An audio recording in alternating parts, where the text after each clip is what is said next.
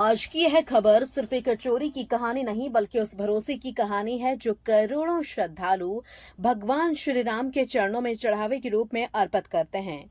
सोचिए, अगर उसी चढ़ावे पर किसी की नजर पड़ जाए तो सवाल सिर्फ चोरी का नहीं, आस्था का भी बन जाता है। और इस पूरे मामले में सबसे चौंकाने वाली बात क्या है?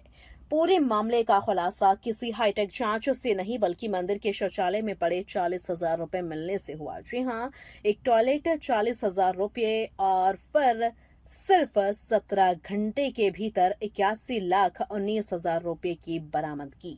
लेकिन क्या यह पूरी रकम थी या कहानी इससे कहीं अधिक बड़ी है? आज हम आपको बताएंगे राम मंदिर चढ़ावा चोरी मामले की पूरी कहानी क्रमवार तथ्यों के आधार पर। अयोध्या राम मंदिर करोड़ों श्रद्धालुओं की आस्था का केंद्र। हर दिन देश और दुनिया से आने वाले भक्त दान और चढ़ावा अर्पित करते हैं, लेकिन कब, किस दिन और कितने समय से इस चढ़ावे में सेंध लग रही थी, इसका जवाब फिलहाल किसी के पास नहीं है।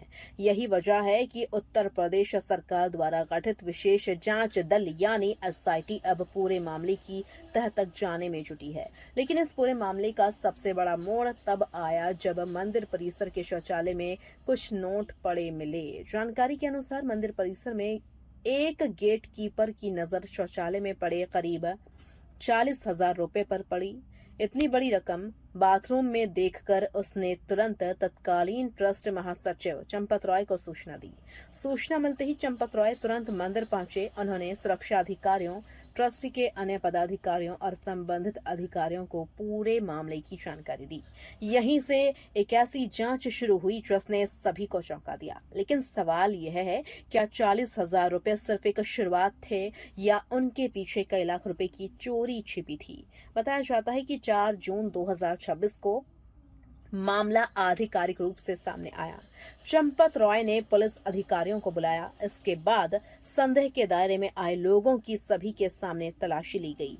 जांच आगे बढ़ी तो कहानी हर घंटे नई दिशा में जाने लगी। सूत्रों के अनुसार सिर्फ 17 घंटे के भीतर अयोध्या, बहराइच, प्रतापगढ़ और अन्य स्थानों पर छापेमारी की गई। इन कार्रवाइयों में कुल 81,19,000 रुपए बरामद किए गए। बताया जाता है कि बरामदगी अलग अलग स्थानों से हुई। जांच के दौरान राम शंकर मिश्रा के बहराइच स्थित नानपारा वाले घर, अविनाश शुक्ला के प्रतापगढ़ स्थित पैतृक आवास और अनुकल्प मिश्रा लवकुश तथा नाका निवासी करुणेश की निशानदेही पर अलग अलग स्थानों से रकम बरामद की गई। लेकिन यहाँ एक सवाल सबसे बड़ा बनकर सामने आता है, अगर 17 घंटे में 81 लाख रुपए बरामद हो सकते हैं तो क्या यह पूरी रकम थी या अब भी बहुत कुछ जांच के दायरे में है? जांच एजेंसियों के सामने एक बड़ी चुनौती सीसीटीवी रिकॉर्डिंग भी है। मंदिर में सीसीटीवी फुटेज सिर्फ 45 दिन तक ही सुरक्षित रहती है। ऐसे में अगर चोरी कई महीनों से हो रही थी तो पुराने वीडियो अब उपलब्ध नहीं है। यानी अब सच्चाई तक पहुंचने के लिए जांच एजेंसियों को आरोपियों के बयान, डिजिटल साक्ष्य और बरामदगी पर निर्भर रहना होगा। सूत्रों के अनुसार पूरे मामले में 21 लोगों की टीम लगातार जुटी रही। ट्रस्ट, पुलिस और अन्य अधिकारी सभी रकम की रिकवरी और पूरे नेटवर्क को समझने में लगे रहे। बताया जाता है कि चंपत रॉय पूरी कार्रवाई के दौरान मंदिर परिसर से बाहर तक नहीं गए और यही कहानी में एक और दिलचस्प मोड़ आता है।